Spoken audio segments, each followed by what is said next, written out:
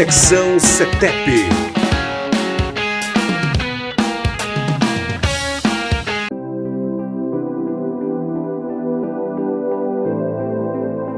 Olá pessoal, a geografia é uma das disciplinas que faz parte da prova de ciências humanas e suas tecnologias no Enem. Nela encontra-se conceitos referentes aos diversos problemas relativos ao país e ao mundo.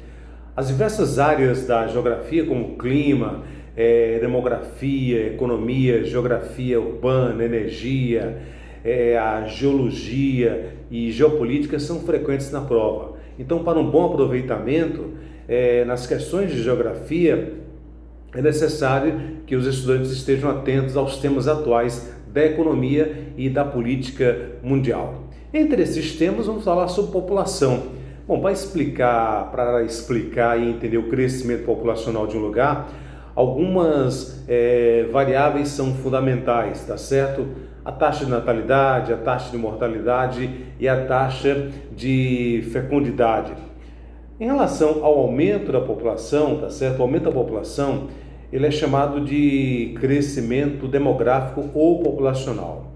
Para obter o número relativo do crescimento demográfico, deve somar o número de nascimento com as migrações e dessa forma você subtrair o número de mortes. Aí você vai ter o aumento populacional exato, tá certo? Ou esse crescimento demográfico. A diferença entre a taxa de natalidade, que é a questão da quantidade de nascimentos, e a taxa de mortalidade, que é a quantidade de mortes, em determinado período do ano, vai se chamar crescimento vegetativo ou crescimento natural. Alguns países, eles podem apresentar crescimento vegetativo negativo, tá certo? O que ocorre quando as taxas de mortalidade são maiores que a taxa de natalidade. Então, há também casos em que as taxas de natalidade e de mortalidade são equivalentes. E quando isso ocorre, diz que o crescimento vegetativo ele é nulo, tá certo? Em relação à população de um lugar ou de um país, ela pode diminuir ou aumentar também em razão de movimentos migratórios, certo? Então, isso é devido à saída de pessoas de seu lugar de origem, que é chamado de emigração, e a chegada a um lugar que a recebe, que são chamadas de imigração, ok? Agora, outro ponto importante é a questão da taxa de fecundidade. Bom, o que é taxa de fecundidade?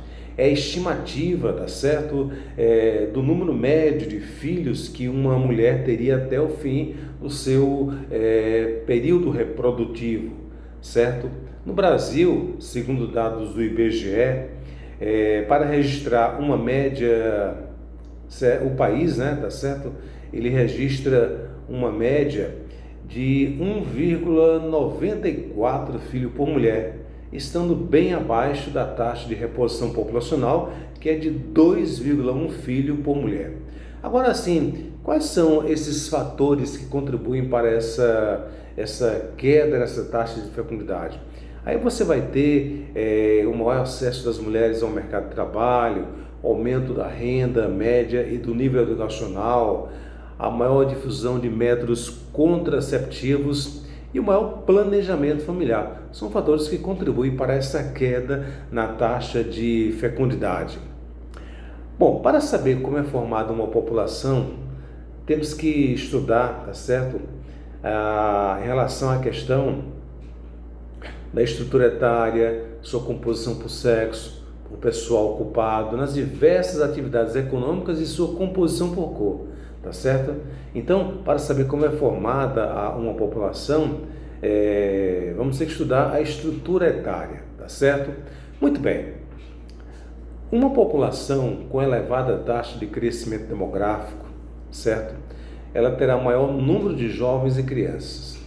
Por outro lado, países que crescem pouco, tá? Ou têm aumento negativo da população, apresentam muitos idosos em sua composição. Então, todas essas diferenças refletirão também na formação da população ativa e na expectativa de vida, tá? Então, se você tem uma população jovem demais, vai ter que investir em saúde, educação. Se você já tem uma população adulta, você vai ter que investir em geração de emprego. Então, essa é a importância de você ter esse conhecimento. Ao analisar a composição etária, tá certo, da população, temos que considerar 3 grupos, tá?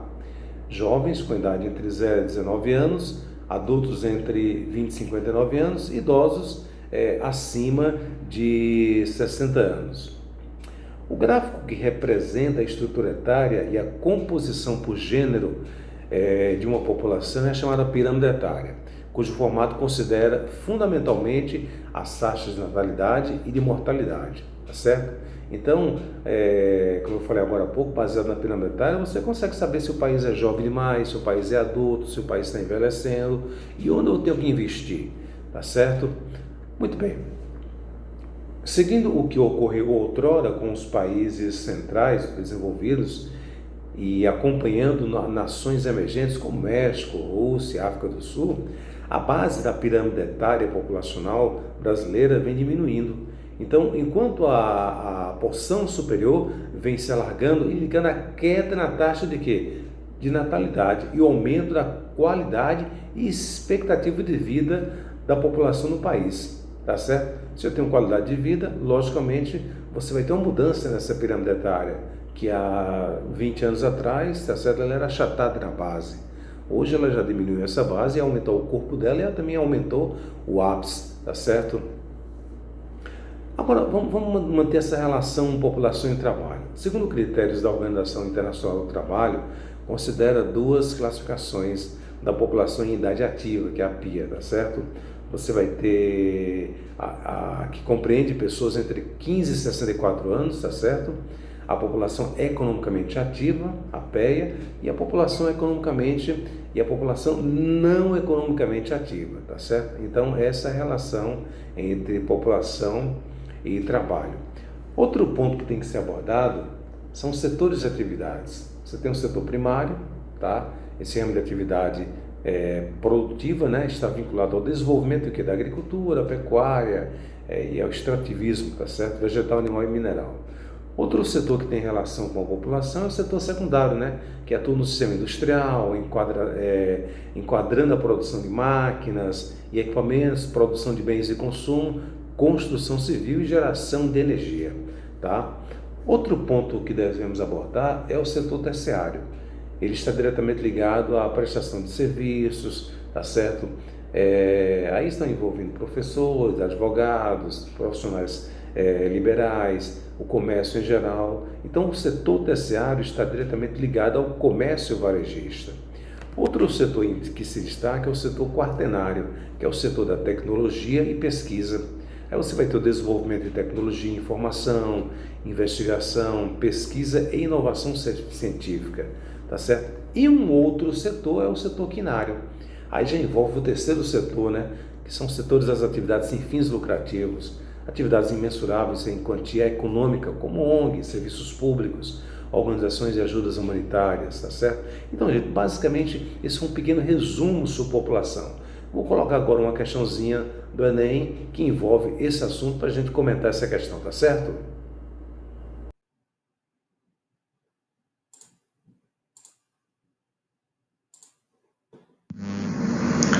Olá pessoal, a questãozinha aí, tá certo? Ok pessoal, essa questãozinha aí, os países industriais adotaram uma concepção diferente das relações familiares e do lugar da fecundidade na vida familiar e social. A preocupação de garantir uma transmissão integral das vantagens econômicas e sociais adquiridas tem como resultado uma ação voluntária de limitação do número de nascimentos. Aí ele quer, em meados do século XX, o fenômeno social descrito contribuiu para o processo europeu de quê? A letra A, estabilização da pirâmide etária, conclusão da transição demográfica, contenção da entrada de imigrantes, elevação do crescimento vegetativo ou formação de espaços superpovoados. Muito bem, olha só, a questão da letra A, ela é errada, porque o período descrito no texto mostra uma mudança de comportamento que limitou o número de nascimentos, certo? Com isso, houve, na verdade, uma desestabilização dessa pirâmide etária. A letra B, é a correta. No século XX, observou-se a conclusão da transição demográfica nos países industrializados. Segundo os estudos demográficos, a industrialização fez o quê? Disparar as taxas de natalidade.